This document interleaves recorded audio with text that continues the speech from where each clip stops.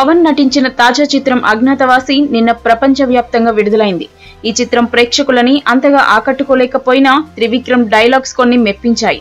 అయితే పవన్ సైకిల్ పై చెప్పిన డైలాగ్స్ ఆసక్తికరంగా మారాయి. కావాలనే సైకిల్ ప్రస్తావన తీవ్రంగా చేశారని స్పష్టమవుతుంది. పవన్ కళ్యాణ్ ఉద్యోగిగా గాక తన తండ్రికి వారసుడిగా ఆఫీసులోకి అడుగు పెట్టాక సైకిల్ తో కొన్ని సీన్లు ఉన్నాయి. పవన్ కళ్యాణ్ సైకిల్ ఎక్కేసి ఆఫీస్ అంతా తిరుగుతూ కమెడియన్ మురళీ శర్మను భయపడతాడు.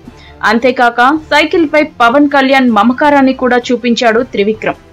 నాకు చిన్నప్పటి నుంచి సైకిల్ అంటే ఇష్టం, సైకిల్ అంటే ప్రాణం అంటూ డైలాగులు చెబుతాడు పవన్ కళ్యాణ్. ఇక్కడ సైకిల్ మరో అర్థానికి దారితీసింది. తెలుగుదేశం పార్టీపై ఉన్న అభిమానాన్ని పవన్ ఈ సీన్ ద్వారా చాటాడని అంటున్నారు. బాలయ్య సినిమాలో ఇలాంటి డైలాగులు ఉండుంటే పట్టించుకునేవారు కాదేమో కానీ సొంత రాజకీయ పార్టీ ఉండి తన సినిమాల ద్వారా కూడా తెలుగుదేశం పార్టీపై పవన్ కళ్యాణ్ మమకారాన్ని చాటుకోవడం ప్రస్తుతం తెలుగునాట హాట్ టాపిక్ గా మారింది.